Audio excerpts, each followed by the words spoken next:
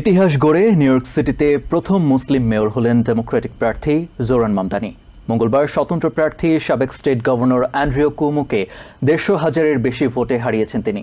এর ফলে বিশ্বের সাংস্কৃতিক ও বাণিজ্যিক রাজধানী হিসেবে পরিচিত নিউ ইয়র্ক সিটিতে এই প্রথম কোনো মুসলমান মেয়র হলেন। সবশেষ তথ্য বলছে মামদানি পেয়েছেন 50% বা 1 মিলিয়নের বেশি ভোট।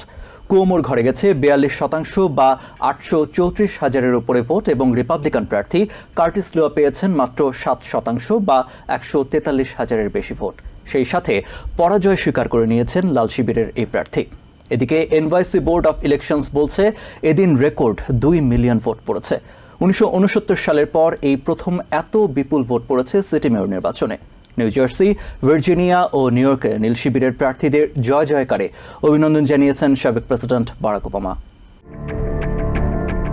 চলতি বছরের জুনে সবাইকে অবাক করে দিয়ে ডেমোক্রেটিক প্রাইমারিতে হেভিওয়েট প্রার্থী নিউ ইয়র্কের সাবেক গভর্নর অ্যান্ড্রিউ কুমোকে হারিয়ে দেন 34 বছরের তরুণ জোরান মামদানি। তখন যারা বিস্মিত হয়েছিলেন মঙ্গলবারের ঐতিহাসিক নিউ ইয়র্ক সিটি মেয়র নির্বাচনে, তারা আবারও তারুণ্যের বিস্ময়কর উত্থান দেখলেন। এদিন ইতিহাস গড়ে নিউ ইয়র্ক সিটির প্রথম মুসলিম মেয়র হলেন ডেমোক্রেটিক প্রার্থী মামদানি। স্বতন্ত্র প্রার্থী কুমোকে প্রায় 150,000-এর বেশি ভোটে হারিয়েছেন তিনি। এর ফলে বিশ্বের সাংস্কৃতিক রাজধানী হিসেবে পরিচিত নিউ ইয়র্ক সিটিতে এই প্রথম কোনো মুসলমান মেয়র হতে যাচ্ছেন।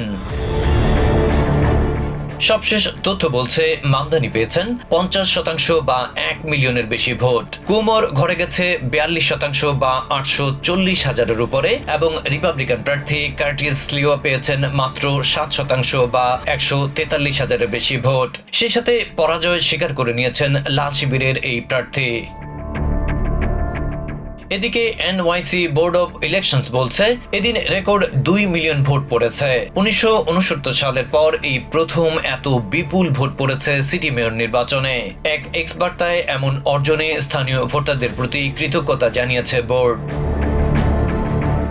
ওদিকে নিউ জার্সি, ভার্জিনিয়া ও নিউ ইয়র্কে নীল শিবিরের প্রার্থীদের জয় জয়কারে অভিনন্দন জানিয়েছেন সাবেক প্রেসিডেন্ট বারাক ওবামা।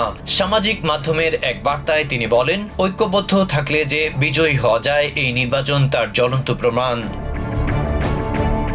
ওদিকে হাউস মাইনরিটি লিডার হাকিম জেফ্রিজ দৃঢ়তার সাথে বলেছেন, মধ্যবর্তী নির্বাচনে কংগ্রেসের নিয়ন্ত্রণ ফিরে পাবে ডেমোক্রেটিক পার্টি।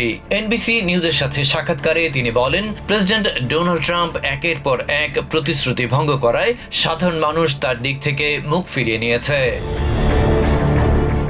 মামদানি শ্রমজীবী মানুষের কষ্ট লাঘবে সফল হবেন বলেও আশাবাদী জেফ্রিজ। অন্যদিকে সিএনএন বলছে, হোয়াইট হাউসে নিঃসঙ্গ অবস্থায় ডিনারের ফাঁকে ফাঁকে নির্বাচনী ফলাফল দেখেছেন প্রেসিডেন্ট ডোনাল্ড ট্রাম্প।